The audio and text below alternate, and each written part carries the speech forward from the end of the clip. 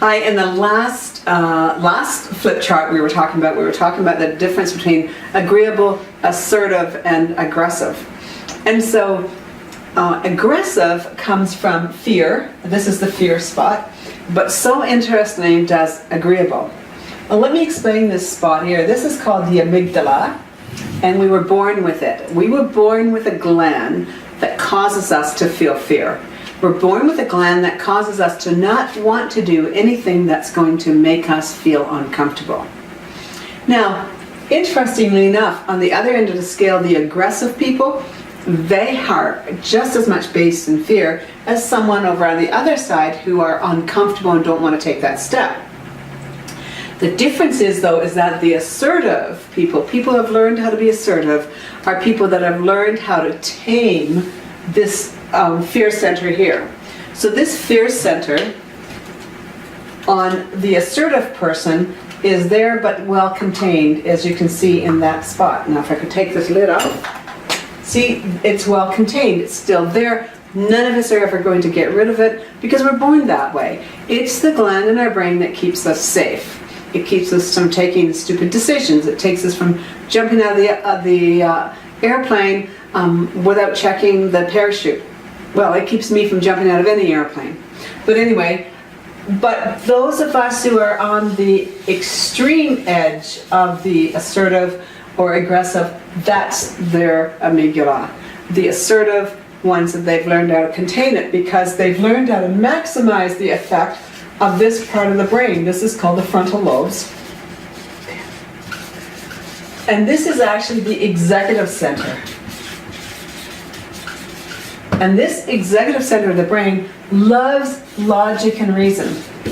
It loves to understand, okay, if I go into this farmer's kitchen, sit down and chat with him or her about our new product, our services that we can help them increase their yield, they're actually going to be interested.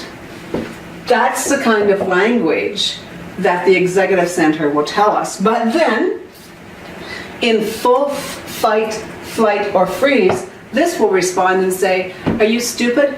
Look, there's been 10 companies that have gone to them and tried to increase the yield and haven't succeeded, and now they're really, really cynical. They're not going to listen to me. So it's at one end or the other. So it's incumbent on you to practice another F word. Not fight, not flee, not freeze, but flirt. It says incumbent on you to flirt with various techniques and strategies so that you learn how to actually manage your own fear center, because you don't want it like this. So if you get angry, if someone gives you a little tiny bit of criticism and you fly off the handle, that's your fear center.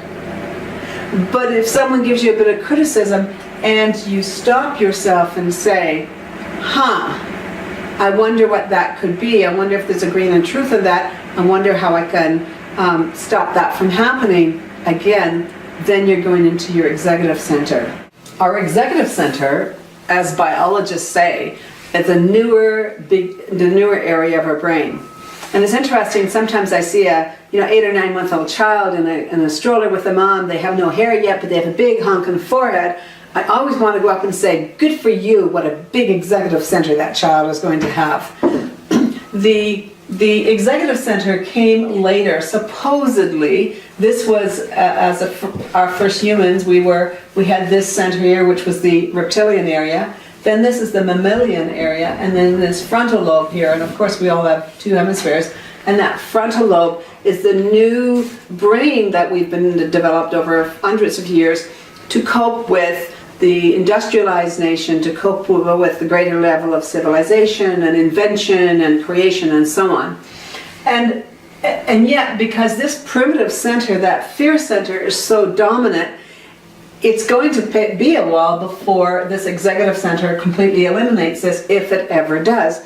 I mean, could you imagine living in, I don't know, Darfur or a refugee camp without the fear center that protects us? Well, I wouldn't. I'd rather keep my fear center and at the same time create plans and processes and protocols to help mitigate its effect. So what we're going to be doing in the next video is we're going to be talking about how to get your clients, how to then connect with your clients so that you get appointments, and then what objections you're going to get. And you're going to get objections, and the reason is that there are actually fear of rejection, pardon the wrestle here, but fear of rejection is not the main fear, it's fear of objections.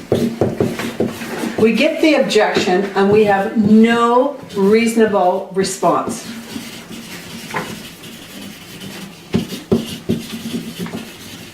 And because we have no reasonable response, naturally what happens is that we have to shut down. We have to shut down the call. If we shut down that call, then what happens is that we feel that we're rejected. We feel bad and assume that it's rejected, but that's not the truth at all. The truth is that we got an objection from the client.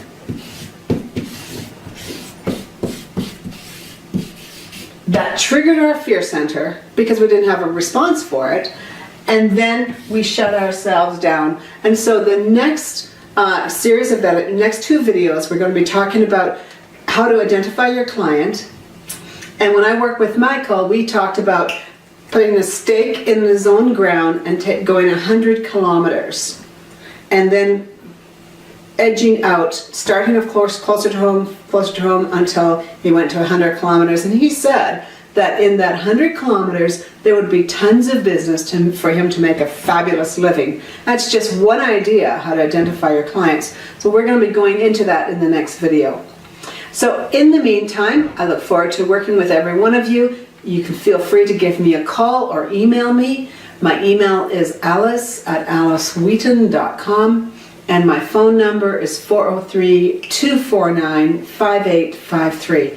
If you ever have any questions about anything that I've presented, or you're in a situation you want to plan for a call, or you left the call and it didn't go as well as you wanted it to, and some situations came up and you want to debrief, give me a call and we can chat about it.